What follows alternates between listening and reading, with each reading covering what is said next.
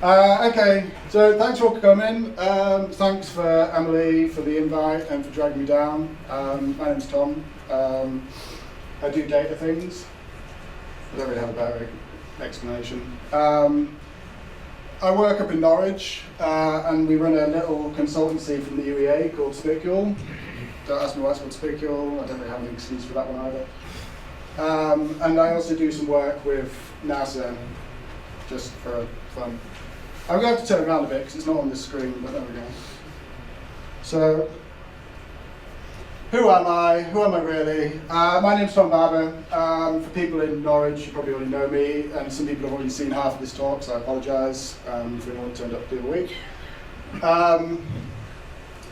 Yeah, so I do data stuff. I sort of fell into it. I thought I was going to be a systems administrator, and then when you're desperate for work and you just go and ask anyone for a job, and they go, "Oh, I've got a job for you. You can print off Excel spreadsheets." Okay, pays the bills.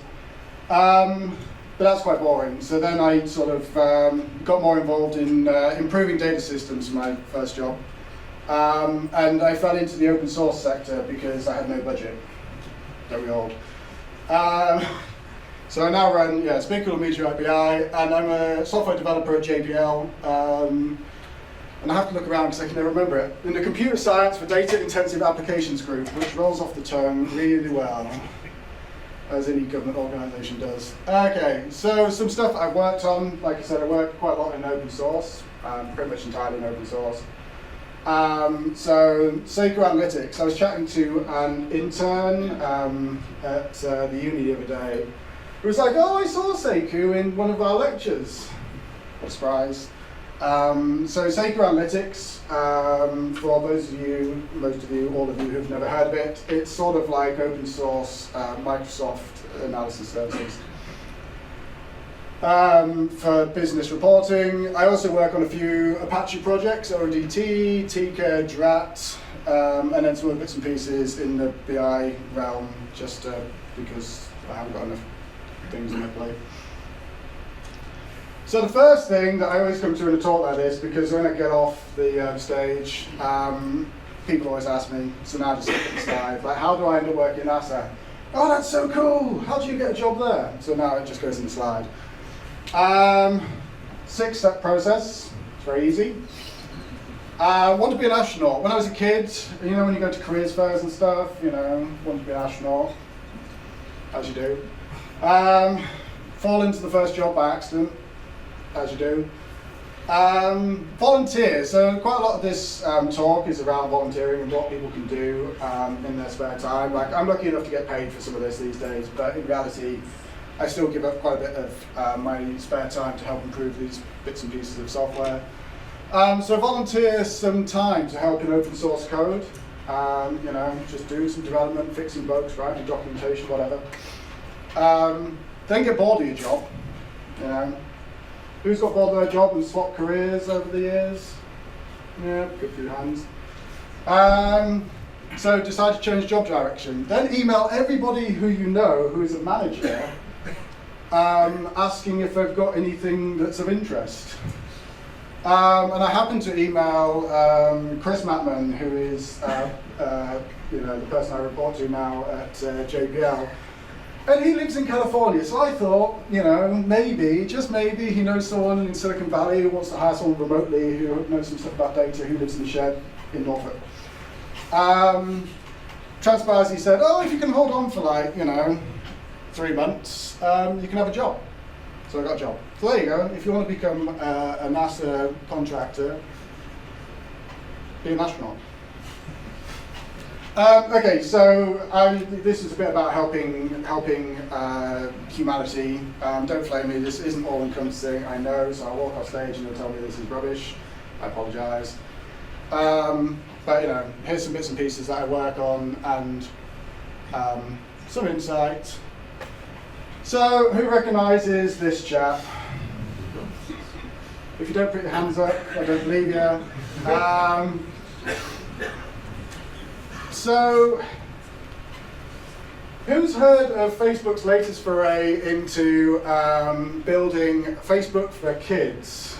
Yes. Who thinks it's a good idea? Okay, I take it from the comical laughs that that's generally a no. Okay, so, Mark Zuckerberg, clearly wants to change the world with Facebook. I get it. It makes him a lot of cash at the same time, which is nice. Maybe he could sponsor the event. That would help.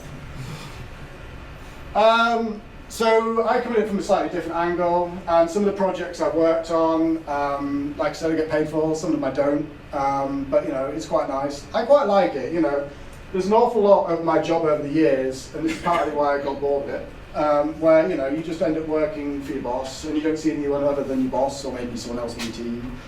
And you go home at the end of the day, and it's like, I've got some feedback, but that's about it. I quite like going home, having known that I've made a bit of a difference, or when I'm at home, being able to make that difference. It's not all about printing off reports or crunching data purely to satisfy your sales managers. It's quite nice to actually do something. So I've got 3 examples here of stuff that I've worked on. I suspect, outside of Stephen, who works with me, no one can tell me what any of these logos mean. The bottom one sort of gives it away, it has some words in it. But up here we've got a project called Memex, which is a DARPA-funded deep dark web search project that we've been working on. This one up here is Apache Fineract, which is dealing with providing banking services to the underbanked and under-technologized populations, certainly in third world countries. And also we've got the EDRN cancer biomarker network, which I will touch on as we go through this. So, some of the work we do at JPL. One thing that I didn't say earlier, don't ask me about any of the space stuff. I'm not allowed to touch the space stuff, apparently because I'm English. They have this feeling that I might sell things to the Russians. They seem to forget who runs the country.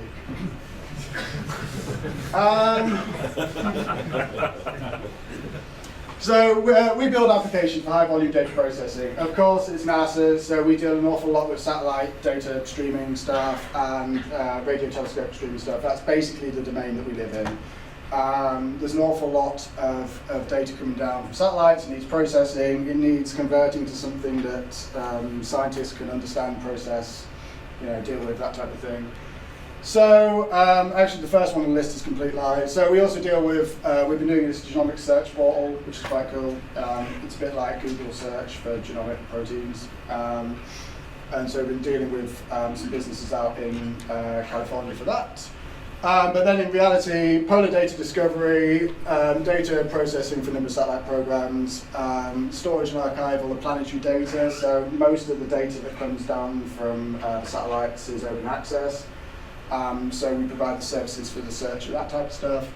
But we also do some fun stuff, which is tracking down the crims, and some cancer research, which we'll hopefully touch on.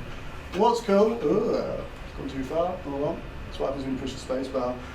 Most of the stuff we do at JPL is open source, and in fact there's just been another round of education internally to try and drive as much of this stuff into the public domain as possible. So, if you want to get involved in some fun space stuff, which is sort of how I ended up where I am, it's open source, so you can find most of the stuff on GitHub and help contribute. So, one of the challenges we face, the web is evolving. These days we have the dark web, as dark as it is. Criminals are evolving, criminals change, but they're still pretty stupid. You'll find this is a recurring theme. And how do we search dark web at scale looking for the criminals who are pretty stupid? So along came the Memex program. So Memex is funded by DARPA, which is the US Defense Research Agency. They do an awful lot of cool stuff, but they mainly just come up with the ideas and then run programs with external entities to help develop those. So Memex came from that. And part of Memex was the ability to do domain-specific search. So sort of Google, but looking for domain-specific stuff that would help law enforcement agencies track down people with certain checkered backgrounds. I guess is the best way of putting it. So what they came up with was a list of domains that they wanted us to search. And so we've got human trafficking, weapons smuggling, child exploitation, drug smuggling, financial fraud, as you do. So nice and lightweight. And so off the back of that, of course, we decided what needed building. So web crawlers and scrapers, we've got to get this information, we've got to download it, we've got to process it. We've got to be able to extract that information from websites, web services, JavaScript blobs, whatever. We've got to be able to index it, and we've got to be able to give people the ability to visualize this data without having to write an SQL query, basically, or Solo query, or a Twitch vote. So data that criminals like, and this is pictures from Google, but it is pretty accurate. Silk Road. Yeah. They like the Silk Road. It transpires that you can buy drugs on it. Who knew? There's also Craigslist. There's an element of criminals hiding in plain sight. They sometimes don't try very hard. Which is fair enough, Craigslist, if you don't want to buy anything nefarious, don't worry about finding a Silk Road, just go on Craigslist. Hiding behind Tor and holding up pretty much signs that's written on cardboard. We'll get onto that possibility in a bit. But literally we can just go around and find criminal activity. If you get bored, just go and have a look. Of course, while crawling the web, there's an awful lot of information that's stored in stuff that isn't HTML. It's pretty obvious these days. These days we have between 16,000 and 51,000 content types. I think that number is higher these days. This was the stat from a couple of years ago. But they all share stuff in common. They all need to be parsed to get information out of them. They will, at some point inside that structure, contain some form of text and indication as to how that content type hangs together. And they will have metadata of some sort. Pretty much everything will contain metadata.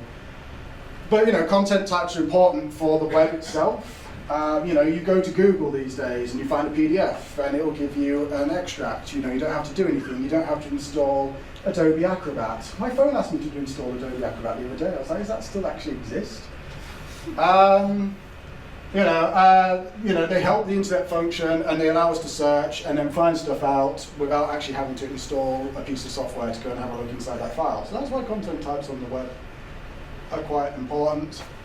And in terms of what we can get out of it, there's a bunch of different models. You take a photograph these days on your phone, it will tell whoever gets access to that photograph pretty much everything about, where that was taken, what it was taken on, who it was taken by, what time it was, what day it was, pretty much you can build quite a good picture without ever having seen the picture, if you know what I mean. You have a Google Doc. A Google Doc these days, if you look at the metadata tags in a Google Doc, it's disgusting how much information is shared, without anyone actually thinking about it. When it was last printed, what it was printed on, all that type of stuff is embedded inside a Google Doc. Most of us are just like, here, have it, with all my stuff hidden in the back. And then also, whilst we're doing these projects, one of the things we have to do, of course, is be able to standardize this. So if we've got a lot of similar content types, being able to create a standard model that allows us to search similar attributes over different data types and return relevant information and things. So metadata often needs aligning. And of course, it transpires, and this is annoying, not all criminals speak English.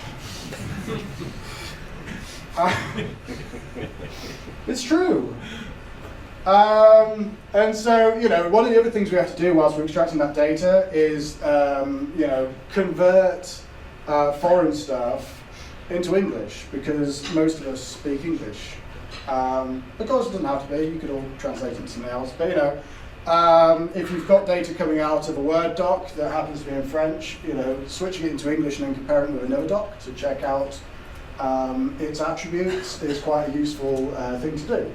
So language identification was another thing that we had to tackle on the N.A.S.A project. And there are some core questions that need answering inside N.A.S.A. For example, we need to find out if this, is a weapons smuggler, which is plausible. I might not be allowed back into the States by this talk. Or just a guy with a gun. Or possibly both. There are some questions that need answering, and the whole point of N.A.S.A was the ability for us to be able to reasonably autonomously crawl through the web, download this information, analyze it using various machine learning platforms, and then be able to demonstrate to the federal agents, that this collection of images share something that's, common. Because they may not have a picture of the criminal in it, but if you can start clustering together, 5 or 6 pictures and say these were all taken by the same camera in the same place, that provides some use. And it's an awful lot quicker doing it on a computer than it is, by hand. So, going back to something that we touched on briefly earlier, criminals are pretty dumb. Transpires they don't all go to Harvard, some do. They generally end up in a max security prison at some point. But the ones who are pretty dumb sort of continue floating under the radar, but they do stuff that's not very clever, like leaving EXIF data inside of images. So here's some tips if you ever want to break the law. If you want to then go and put, proof that you broke the law onto social media, make sure you scrub the EXIF data. Because, like I was saying, there's an awful lot of image data that we can extract from those images that will tell us a lot about what we're trying to discover. And they allow us to cluster these images into a feature space. We don't even have to see the image. We're not particularly interested in the content, as long as we know that it's reasonably dodgy. The rest of it will just be what it is. Believe it or not, EXIF data remains in a lot of the images. Now, I couldn't really use one from the project, so I had to go and find one. This is the best I could find. I apologise for its graininess. But, you can see criminals leave stuff inside of images. Criminals do evolve, though. They are learning slowly that, when the feds come knocking, they've probably done something wrong. Criminals evolve are still dumb. EXIF data does get left in images. Text gets added to descriptions. It's funny because, they like to annotate their pictures with something probably reasonably criminal, and, we just go and scrape it. Alt text in images, like, here's the gun that I'm selling, normally gives the game away, but we do find it. They post stuff in the same places. So this is a good one. They may think that they're scrubbing loads of stuff, but they come back to Craigslist 4 weeks later and put another picture of a gun. And the web is dark, but we can still crawl it. So some of the stuff that we learned whilst doing the N.A.S.A project, even though the web is dark, there is a trail. With machine learning models, we got to about 60 to 70%, certainly on the human trafficking. And one of the reasons I like talking about N.A.S.A in the UK is the Met Police were involved in the project, and they brought a bunch of the tech back to the UK. And there is a human trafficking problem in the UK with people coming over in lorries. I don't know, you see it on the news occasionally. And so they're taking some of this stuff and actually using it in the UK, which was nice to know whilst I was working on this project, quite where it was going to get used. It is, apart from some of the machine learning models, pretty much entirely open source. We proved that open source can drive all this stuff. All those bosses that are like, no, we must spend £10 million on the latest SAP installation. And you're like, no. And criminals are lazy. But it was a cool project. There was an awful lot of stuff. There was an awful lot of interesting stuff that you don't want to see. There was an awful lot of interesting stuff that was just comedy. And so we learned quite a lot. But yeah, criminals are lazy, and eventually we'll get them. So that was N.A.S.A, pretty much. So another project that I work on, I haven't done very much in the way of coding yet, but I like to do a bit of evangelizing, and I'm sort of starting to get my toes wet when I've got some spare time. It's Apache Fineract. So we're going to do a quick quiz. Who's heard of the Apache Software Foundation? Stick your hands up. Okay, that's everybody, pretty much, thank God. Who can name a project that's stewarded by the ASF? Is there some? Hadoop, yay! Everyone knows Hadoop. Okay, cool. There's more boring stuff, you know, like the Apache web server. Bit more traditional, isn't it? People don't like the old school stuff. Hands up if you're an ASF committer. Do we have any committers in the room? Ah, you're all disappointing me. Here we go, I can sit my hand up. Okay, so there's also no members. Yay. Project chairs? Yay. Okay. Don't worry, I don't really expect any hands to go up at this point. But, you know, the ASF is a great place for people to be able to go and volunteer their time, do coding, and actually make a difference to an awful lot of people, businesses, and just the wider world, believe it or not. So, what is Fineract? It's an open source system for core banking. And so Fineract, as it says here, provides a reliable, robust, and affordable solution for financial institutions to provide financial services to the underbanked in this world.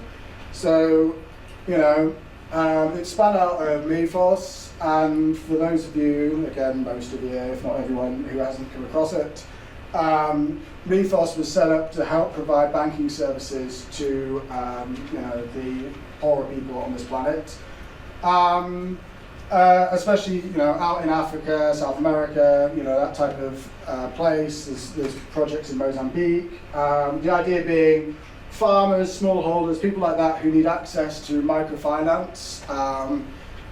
This helps because they can set up community banking structures with open source software. So Fineract provides like product creation, lending methods, portfolio, back office accounting, all that type of stuff to provide, you know, a group of people the ability to effectively set up a bank. May not be financially regulated like we like it in the UK, but you know, generally we'll set up something that can function as a bank. It's entirely open source, licensed, so if you want to set up a Ipswich cooperative bank, you know, maybe. But because it's an Apache Foundation, you don't have to worry about commercial license costs. Fineract So Far, it's been around for quite a while. It all started back with the Grameen Bank, and then they founded the Ethos program. And then in 2015, they decided that it would be good to open source the Fineract platform, or became the Fineract platform. And so that went through the Apache incubator process and had quite a lot of interest from quite a lot of folk. And so they've gone through a 1.0 release, and now there's a few extra consultancies and what have you that have spun up to provide the consultancy that's required to get this stuff set up, because it's not necessarily entirely straightforward to set up a bank. But it's used in, you know, a whole bunch of places.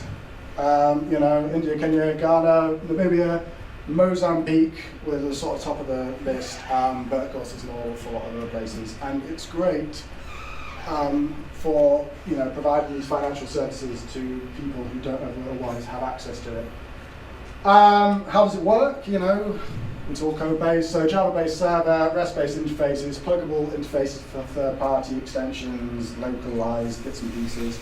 You know, it's easy for people who are deploying this stuff to get started and then build applications over the top. So that's Fineract, and Fineract's great because it's something that, you know, I like to get involved in what spare time I have.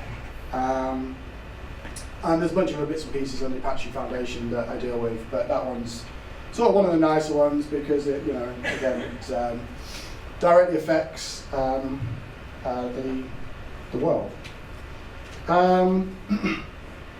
So the last one of my examples, and then I'll get off the stage and you can actually learn something of use, is the EDRN. And so EDRN is cancer biomarker research. Now, cancer, of course, affects an awful lot of people across the world. And so it is quite a useful thing to donate my resources to. So I got involved in the EDRN before I got paid for it, which is quite nice. Eventually, I been slurped up into it. But basically, across North America, the EDRN is a unified network that allows them to share biomarker information to evaluate cancer detection methods and help detect early stage cancers. And again, the EDRN is powered by an awful lot of stuff at the Apache Foundation, which is how I got involved. So it's driven by this project called Apache ODT. So Apache ODT, which I'm currently the chair of, was it's like a data processing toolkit. And you can chuck stuff into it. It's what powers an awful lot of the NASA stuff. It originally came from JPL. But these days there's an awful lot of stuff elsewhere, and so allows people to help detect cancer biomarkers. The platform allows search and discovery via a common portal. You know, the idea being that the EDRN allows researchers to log on, type some stuff in, and start doing research on different biomarkers. Workflows process data from across the USA from participating hospitals, and it allows users to obviously share information quickly to drive cancer detection. What does it look like? There's a database that obviously contains all the biomarker information. It's relationship driven, and then it allows them to obviously add in a load more information into the platform, and then gets peer reviewed, so it's not just full of junk. And how's it doing? You know, how's a platform that helps detect cancer stuff that's powered by open source software doing? So cancer biomarkers are quite important, and so currently there's been thousands that have been reviewed and evaluated.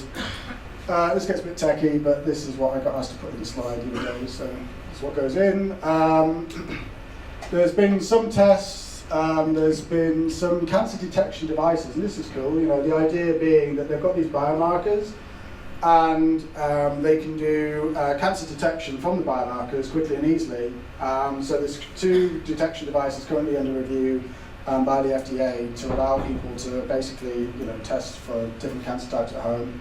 And some of it's in use in China, where they're probably a bit more lax.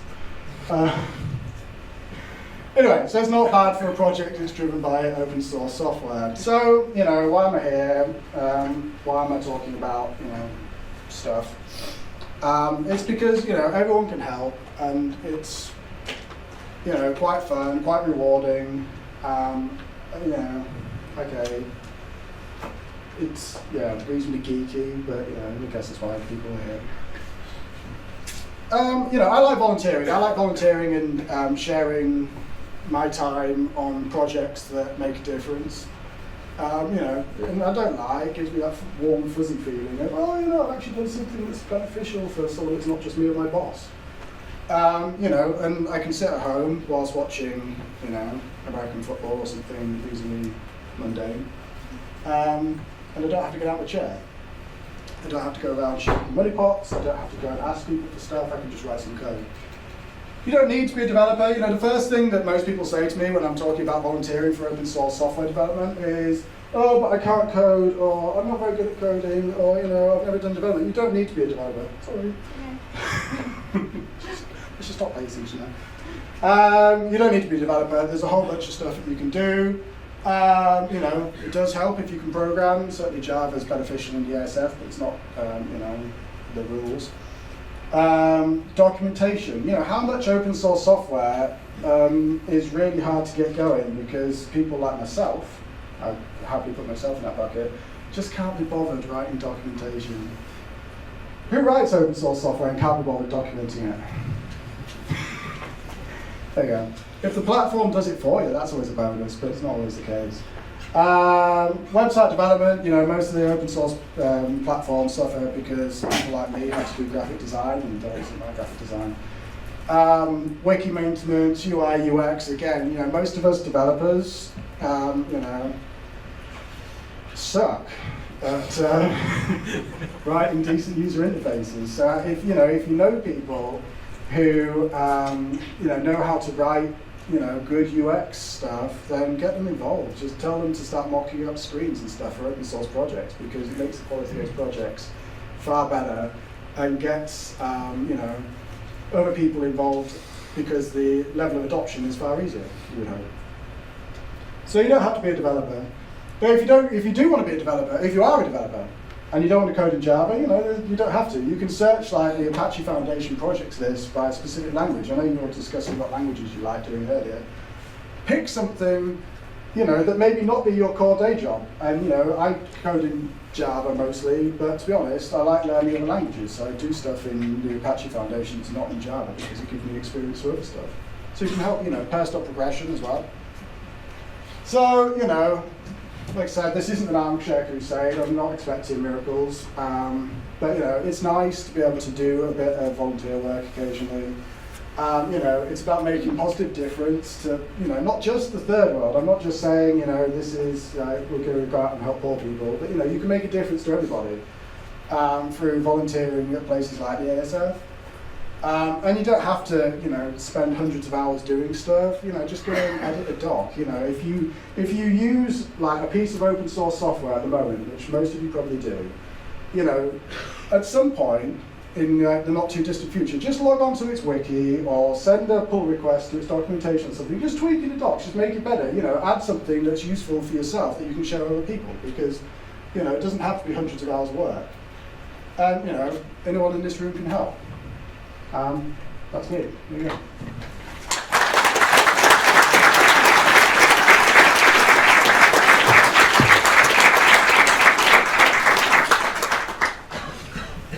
Now there's people running from the back. Does anyone got any questions? Yeah. I've got to pick this up. My arm's aching. Sorry, go on. Right, from your work with N.A.S.A and various other things, have you either got a pat answer, or can you point me at some research that says something about the scale of the dark web compared with maybe the more visible searchable web? Okay, so the question for those at the back who can't hear, you all need bat ears, just like come to events with like massive bits of paper. Okay, so the question was, what's the scale of the dark web compared to the visible web? The simple answer is no, I can't give you an answer. Part of the reason being, okay, so when we're dealing with like the memex crawling stuff, we have a good idea of the scale of some of the websites, but they're not huge. And most of them don't persist for very long. They're very transient, especially the ones where you don't want to get found. So what the crawler ends up doing, because we don't have exposure to the whole dark web, is you start it somewhere. You start it on a single page where there's likely to be some nefarious stuff going on. And then the crawler says, okay, well, I can find external links to here, and here. And I've been told to go 5 hops out. And so we'll suck up that data, we'll process it. That data will then get crunched by the guys who know more than I do. And then we'll pick another target, and so on and so on. And so these crawls can happen in a bunch of places. And like I said, it's not just dark web stuff. It appears, this is true, LinkedIn don't like you testing on their platform. They'll ban you pretty quickly. But apparently those in the dark web don't really seem to notice if you're crawling. But if you crawl the bright web, they tend to notice and then tell you off. So I don't know the actual scale. I can't give you the answer. Anyone else? So you mentioned some criminals leave data in images like text, so they can find it red. Are there any cases where criminals have found other ways, like unique ways to encode data that N.A.S.A has had to interpret? Okay, so the question, for those again that don't have bat ears, was are there other ways that are non-textual, basically, that encode data into images and stuff that we download? And so, yeah. So the Memex platform, when we were doing data discovery, some of the test stuff that we got was interesting. So not everybody puts textual description or leaves metadata, but how do you go about it? You know, you can look as a human, you can look at an image and go, okay, well that guy's clearly selling a gun. But you know, as a computer, how do you ascertain that from a machine learning model? And so some of the stuff that criminals have started doing was, for example, I'm stood at the front of an auditorium, and you know, if this happened to be, you know, a gun convention, I might not be stood at the front with a semi-automatic like Donald Trump, trying to flog my gun. If it was nefarious, I'd probably put it somewhere, you know, like up there, or just like stick it on the table. People take photographs. You can then stick it online. And so some of the stuff wasn't like, okay, well, guy with a gun. It was the guy with the gun. Well, the gun is in the picture somewhere, but it's not necessarily front and center. Then how do you go about figuring out, you know, if it's for sale, what's for sale, that type of stuff. And I can use human trafficking as quite a good example there. So human trafficking back when we started was basically like pictures of people who were to be trafficked. And they were stuck online. There was some descriptive text. You extract the text, you know, person for sale, X amount of dollars, you know, euros, whatever. And you know, it was quite obvious. They discovered quite quickly that people were starting to catch on to the fact that you could just extract textual data. So, like in the example earlier where there was the piece of cardboard, they started putting pictures of people with the for sale sign, effectively, you know, like that. And so one of the things we had to do with some of the platforms was implement OCR, because we realized that an awful lot of the information that was for human consumption in terms of the price of the person, or you know, where that person was located and all that type of stuff, was effectively encoded within the image because it was just written on a piece of card. And so we had to be able to start downloading that textual data and extracting it from the image itself. And there's a few other examples, but basically, you know, you can't just like definitively say, okay, well they're going to leave exit data in, so we're going to find these people. But you know, there is normally, you know, at the end of the day, if you're selling someone or a gun or some drugs or whatever, you have to be able to go and make that exchange. So that means that somehow they've got to be able to get in contact with you. They've got to know roughly where you are, so they can go and, you know, pick up the goods. You know, and so that information is normally, you know, stored somewhere within inside the image or the video, or, you know, whatever. Because how else are you going to get in contact with that person? So, you know, it's they sort of changed their methods over the years, but you know, still that piece of information is still there somewhere for you to be able to go and find. Yeah. Tremendous. In terms of international law, international privacy things, are there any issues that you've had with scraping and things? I know the dark web, you're not supposed to be using it. Are you running into issues with law in specific countries where they're going, don't scrape anything from here? We generally don't tell people. Have you done any services? Have you had anyone who's just gone, no, like you got in touch with, say, North Korea, and they went, nah? In terms of actual scraping, the scraping has mainly been, to date, been on either dark websites or on stuff that's hosted inside the US, so we haven't had any like definitive issues. Like I said, you know, if you try and start scraping LinkedIn and stuff just as test sites, but also, you know, like Craigslist itself has some anti-scraping stuff built into it to try and like block you scraping its information. So stuff like Sparkler has like the ability to swap out IPs on the fly. Mask has different users, do different click rates and stuff, just to help sort of, you know, make it look a bit more human than just, you know, just like hitting the same site every 50 milliseconds for 6 hours just trying to discover stuff. So we try, you know, to figure some bits and pieces out. The new capture actually was the biggest problem. The new Google capture with the, you know, I'm not a robot checkbox. That's a pain. That is that's a big pain. But before that, you know, we could get around most bits and pieces apart from LinkedIn. They always seem to find us. Do you get around the captures? Maybe. Tom, could you repeat the question? Sorry, yeah, do we get around the captures? Yeah, no, so the old captures up until I'm Not Robot, we got around most of them. There's some work with the new one that works a bit, but of course you have to start mimicking on the server side, client side stuff, which is, you know, annoying. But yeah. Shh.